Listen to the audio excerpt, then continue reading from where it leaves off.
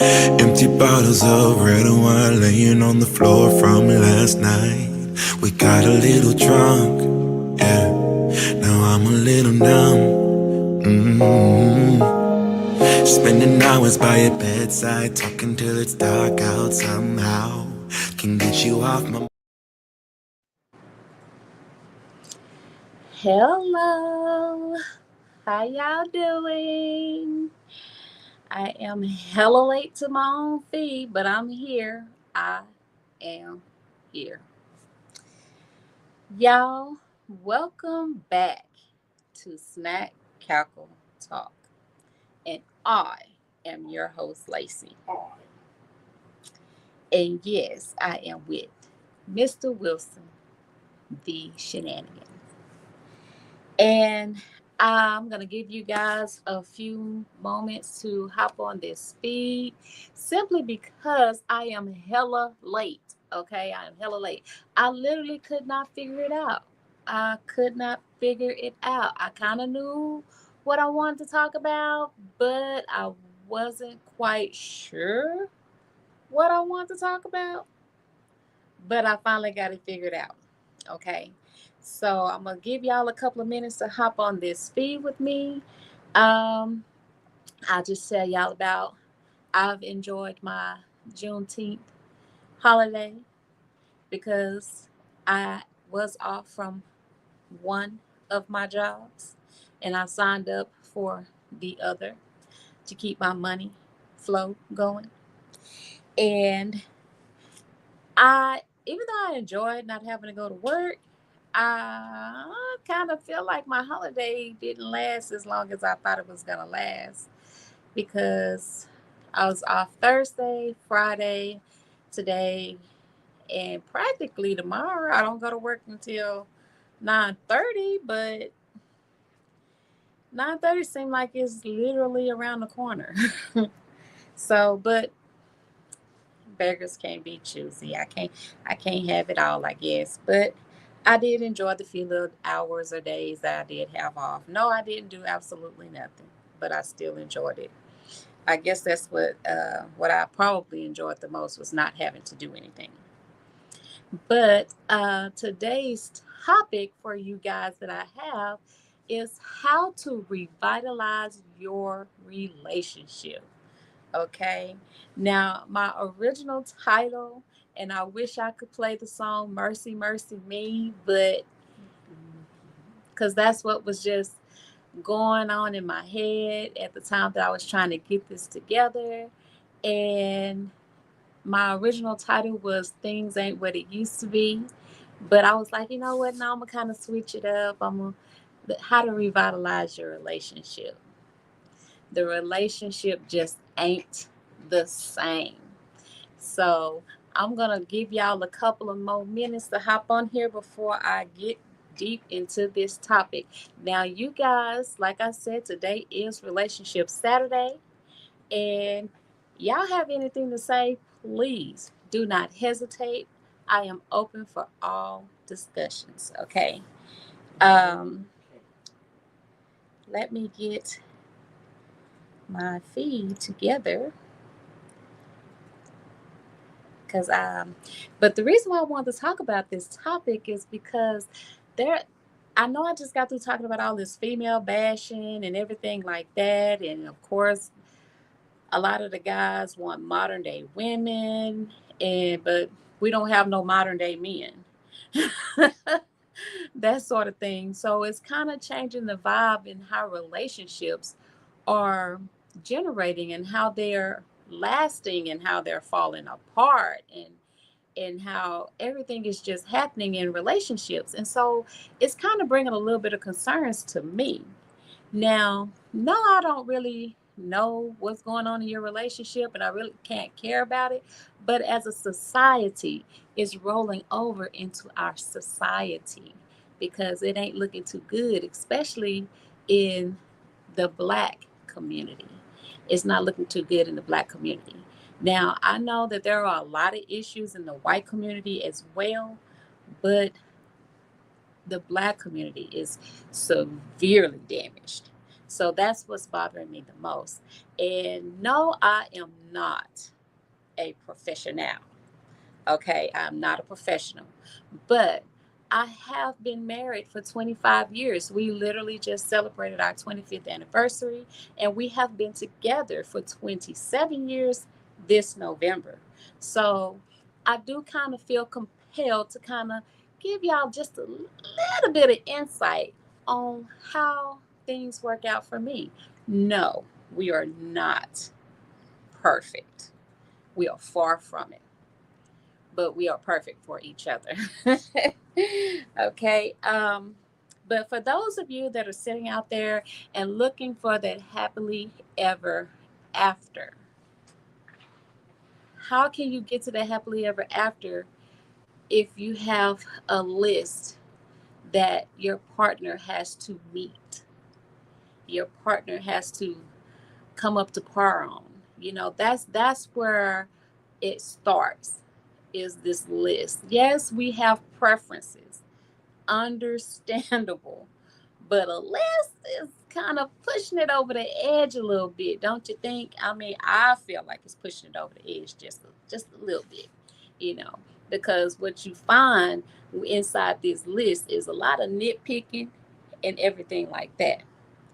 So you have this.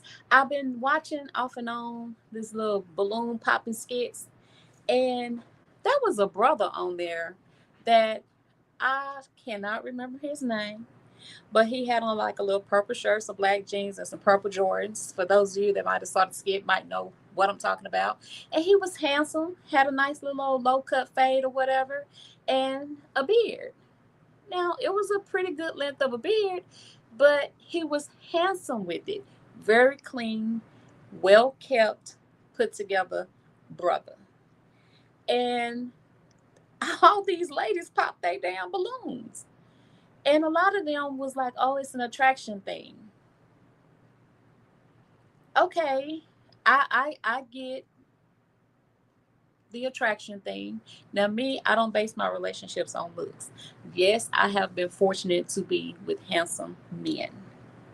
Okay, that was fortunate, but I did not seek them out based on their looks.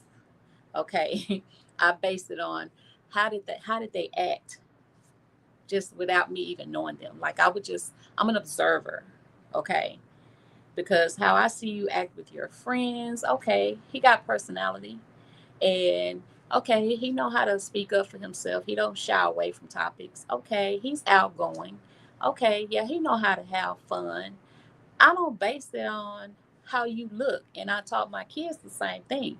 Because if you base your relationship on how you look, you might get you somebody that's up that looks the way you want them to, but they're failing in all the other departments.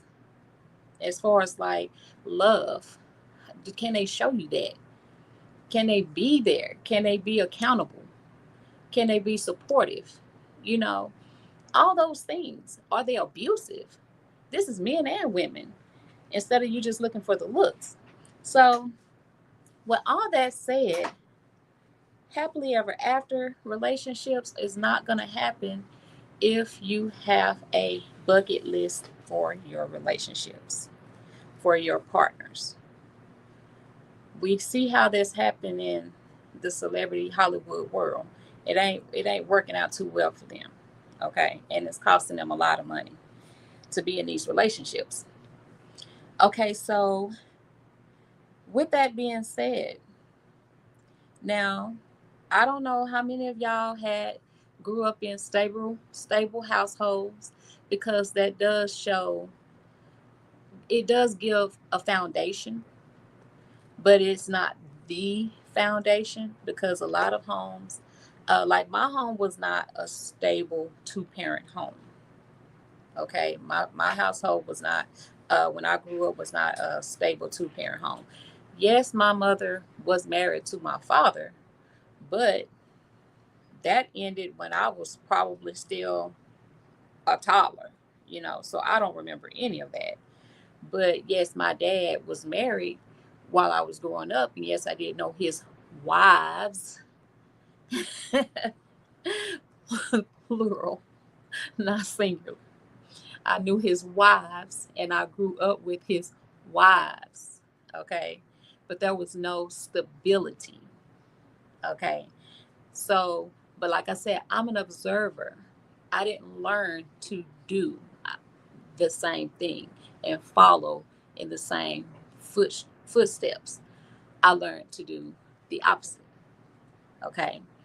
And that's what I'm not understanding is people, they don't like how things turned out for them in their upbringings or previous relationships. But when they get into another relationship, they learn to do what they did not like, and it follows them. So we gotta break that break that chain, okay?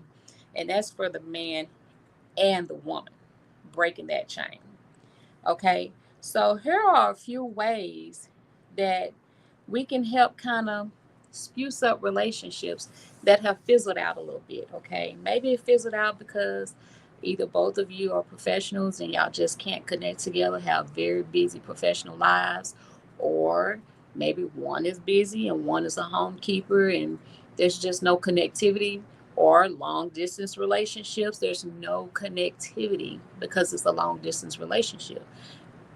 Maybe I started out video Skyping, talking on the phone a lot, trying to meet up and stuff like that. And then it kind of fizzles out because it gets burnt out. It gets tiring, especially when you're not really getting what you're seeking out of your relationship. So let's see what we can do to get you where you need to be in that relationship. Okay, now, like I said, I am not a professional. But you are sure is pretty. Well, thank you. Okay, so the main thing that I see is for those that are in relationships that are starting to fizzle out, like they always say in all the little skits and stuff like that, especially for the men. I'm talking to the men. You may not be the reason why it's fizzling out, but you definitely can contribute to putting the light back in there. Okay? So, whatever either of you did that sparked that light in that relationship, you have to remember that and go back to that standard. Okay? Whatever sparked the curiosity that you had in that person in the beginning that made you approach that person, or if you was the person that got approached and it made you entertain that person's approach, bring it back. Bring back that curiosity. Okay? I was always told that a man loves a curious woman, a woman that he can be curious about. Because if he can be curious about her, he can always learn new things about her. And that sparks his interest and it keeps his interest. So bring that back. Bring back that curiosity. Even if you feel like you know everything about this person, bring back that spark. Bring back that curiosity. Okay? Go on dates. Learn how to do new things. All these things matter when you're in these relationships. Okay. Um, so, like I said, all the ways that you can try to revitalize your relationship, the first starting point is getting curious with each other again. Okay. That is really the number one starting point is getting to know each other again because somewhere along the lines you lost each other, and that will help you get back to that starting point. When me and Mr. Wilson, when we started dating, I was very young. Okay, I was I was still a teen. I was what, 17, almost 18 when we met. I know I was a senior. Okay, but Mr. Wilson is 3 years older than me, and yes, we dated with the approval. Okay, my mother was okay with that because it just wasn't just way out of line. She was okay with it. Well, And I'm 2.5 years older. no, you're 3. No, I'm not. You are. Ain't you finna be 47? No, I am not. Don't have me jumping the guns. I'm far from 47, y'all. um, But like I said, when we got together, I was 17. I believe he was, huh? I was 19 and my birthday was coming up. You were not. Yes, I was. You were 20. Are you sure? I'm very sure. He was 20, y'all. Anyway, oh, he was 20 when we met. I was 17. Okay. Now, uh, when we got married, I was 19. How old are you? 17. Yeah, how old are you? I was 19 when I married him. Okay. And we had no idea, especially me, I had no idea what I was doing. All I know is I wanted to be a wife and I wanted to have kids. And I looked up and I had two kids and I was not a wife. And so when we got married, we had a daughter together. Yes, I had a daughter before I met him with my high school boyfriend. Okay, so, but when we got married, we had a daughter. And instantly, yes, I just automatically fell into motherhood and everything like that. And being a wife kind of was in there, but I didn't really know how to be a wife. No, there was no book that taught you how to be a wife, you know? So you just pretty much going with the flow.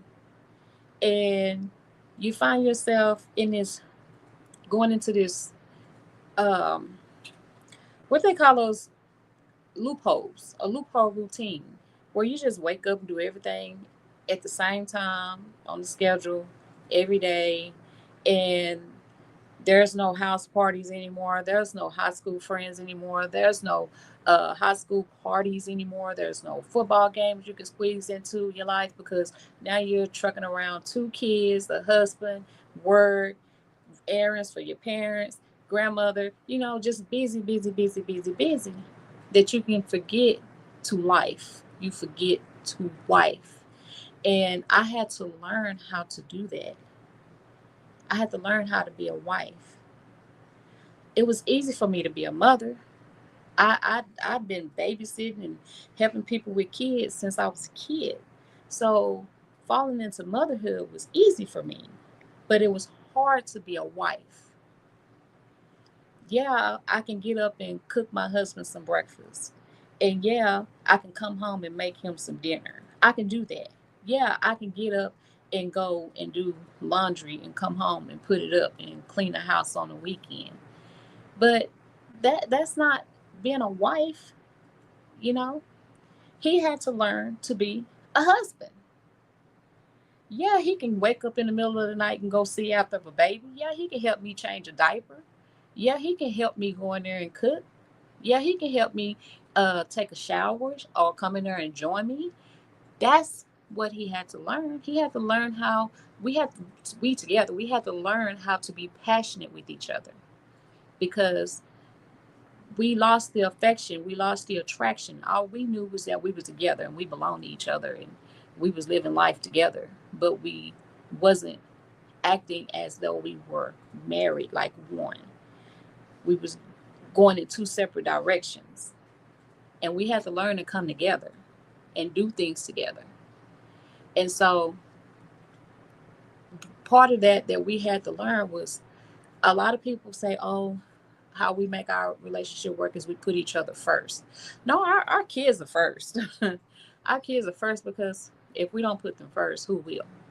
Okay. But our relationship is definitely right there. What puts our relationship first is keeping everybody outside of your relationship out of your business. That way, your relationship can flourish. That way, you can try to focus on each other.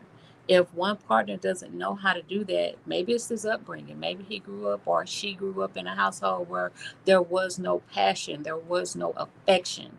Those things need to be shown. Me, myself, I knew how to show passion and affection because that's what I wanted in my partner. That's what I wanted my partner to show me because I knew I was a passionate person. So I had to teach my husband how to be passionate. I had to teach him how to be romantic. You know, He didn't have a romantic bone in his body, but I had to teach him how to be romantic, how to show that to me because I show it to him. Women can soften a man, especially where the man is hardened. So, coming together, get curious about each other, okay? Go on dates again. We have date nights no matter what. We have date nights with or without our kids. We have date nights. If we cannot find a babysitter, guess what? Our kids are going with us on our date nights. We are not canceling our date nights unless there's just something that come up. But we do not cancel our date nights. We have those faithfully. Um, what's another thing? Arguing. Learning how to argue with empathy and understanding.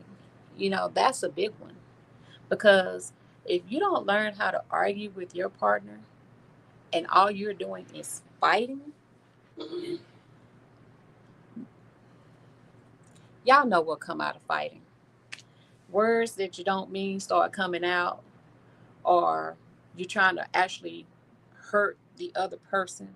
That way you feel like you got the upper hand in the argument or in the so-called fight, because if you're saying words that are going to hurt that person, then you're verbally fighting with that person. Arguing is a disagreement that's not going to lead to a breakup. You're just arguing, but you have to argue with empathy, argue with the sense of understanding what each other's side, like take some accountability with each other when y'all have these arguments instead of just finger pointing and having to be the person that has to be right all the time. I had to learn that because I'm like, no, first of all, I don't mind telling you in the wrong. I don't mind telling you that I am right. I had to learn, like say, okay, I get it. Yeah, you was right, or something like that. Or yes, I understand what you're saying, and listen, listen to each other. Okay, touch each other more. That's a big one. Touch each other more. It's not just about sex. Touch, not penetrate. Touch each other more. Okay. Uh, wives, wives that are missing that affection and that passion, they tend to go to their husbands out of the blue. They want to touch their back, they want to rub their shoulders, they want to rub their head, those kind of things to kind of let him know that they're trying to be affectionate. They're seeking passion. Okay, if that's not happening anymore, and y'all are basically avoiding each other, can't be in the same room with each other hardly without getting into it. Y'all need to bring back that passion. You know, do y'all hold hands in public? That's big for me. I had to teach him how to hold my hand in public. He was not a hand holder, but I am. You know, now I can't get him to let my damn hand go. Like we do everything together. We do everything together. And the main thing when we argue is we get it out and over with before we go to bed. I hear a lot of couples have verbally told me face to face, "Oh no, he or she is out of there. She pissed me off. Oh no, we not sleeping together. I'm gonna be sleeping in another room. Oh no, he out the bed. He can go lay on the couch. My husband better not lay nowhere but beside me, or else we're not gonna be married. Period. That's me because I don't want to wake up to the same argument that I went to sleep on. So I want us to get it over with and get it figured out and resolved before we go to bed. And he and I, when we first got married, we used to stay up a lot of late nights, and I'm a night person. He's not. So I'd be on that, oh, I got all night. So I got all night to figure it out. So he had to learn, okay, it do feel better to talk it out because that's me. I'm a talker. I wanna talk it out and figure it out so that we can get back to loving on each other. Mm. Get back to being one. That's me. And so that is one main way that you can revitalize your relationship, especially when that light done went out. Don't sit there and be like, put the light, just finish putting it out and diminish the smoke and everything. They're like, you doing all that, y'all don't need to be together. If there's no chance and you're not gonna try, then y'all don't need to be together. I ain't want to tell people to break up, but you don't need to be together if nobody's actually gonna try. Unless y'all just agree to just be married by name, y'all don't need to be together. I'd rather just we separate and go our separate ways and find our own happiness, even if it's being alone, than to be in a loveless, uncompromising marriage or relationship. My opinion. I ain't gonna be able to do it. Okay. Um, like I say, break that routine of constantly coming in every day, getting into an argument. Do y'all check on each other's well-being? A lot of marriages, people don't actually check on their spouses. Like if your wife has to go to work at 6 o'clock in the morning, but she has to leave the house at 4:45 because she got to do a 45-minute drive or something like that. Do you check on her, or vice versa? Do you check on him to make sure he made it okay, or are you doing it to make sure he where he or she is supposed to be? Like, we don't go anywhere without letting each other know our whereabouts and making sure that we made it safely. And that's not to check on each other. That's just us looking out for each other's well-being. So I don't know how other relationships are, but I've been hearing a lot like where the spouses don't check on each other. And it's weird when they hear that my husband and we check on each other. I don't see anything wrong with it. Like, he don't call me throughout my day asking me where I'm at. That's not what he does, and that's not what I do. But I do work at nighttime. So I do have to travel from home to work in the middle of the night, and anything can happen to me. So, and when I leave work, it's still dark outside when I come home. So I call and let him know, hey, I'm on my way home. That way he's expecting me, and vice versa.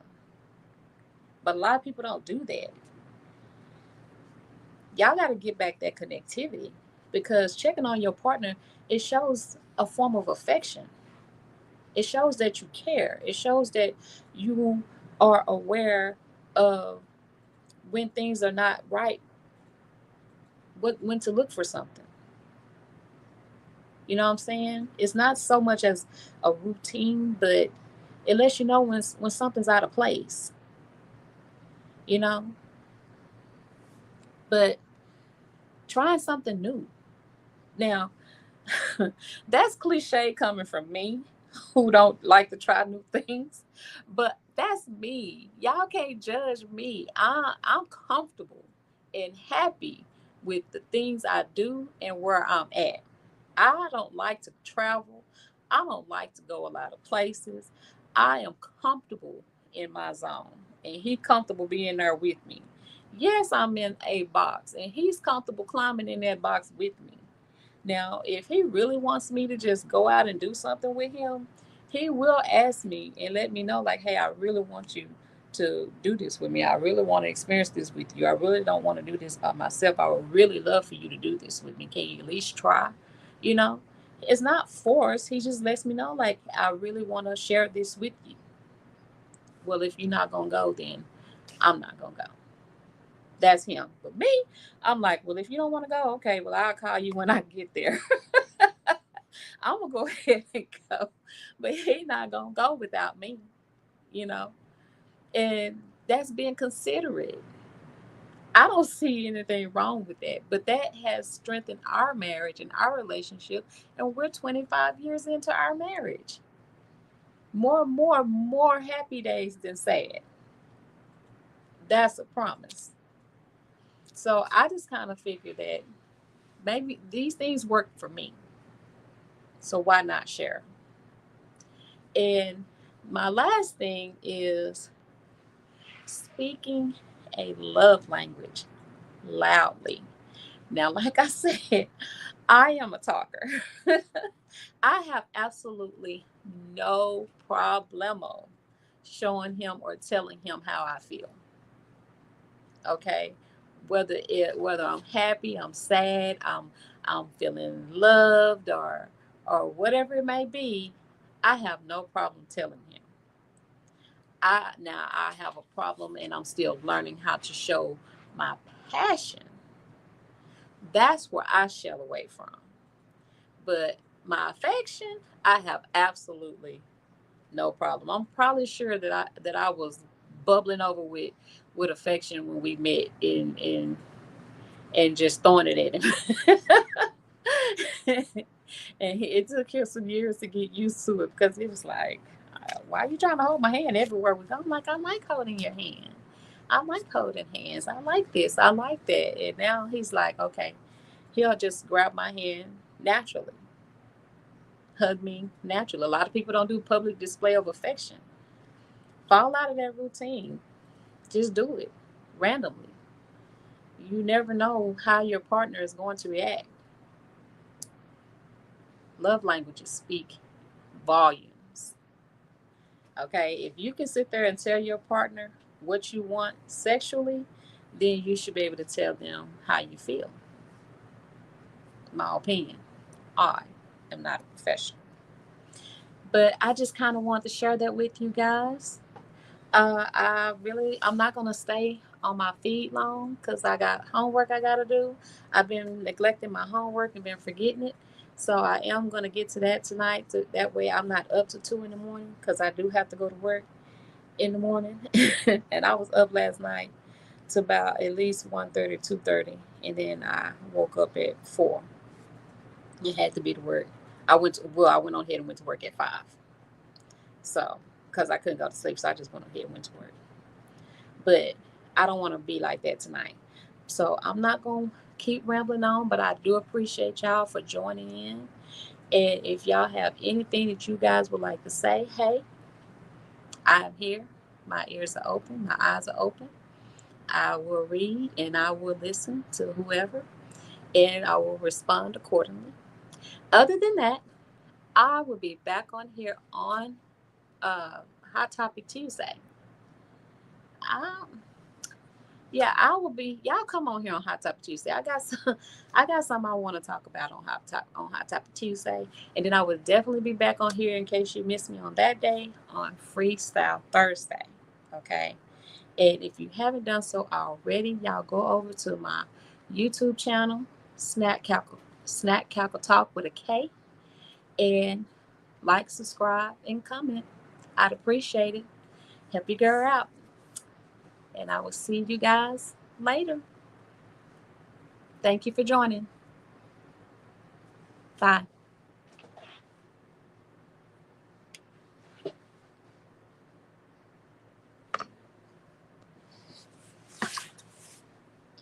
Leave me alone.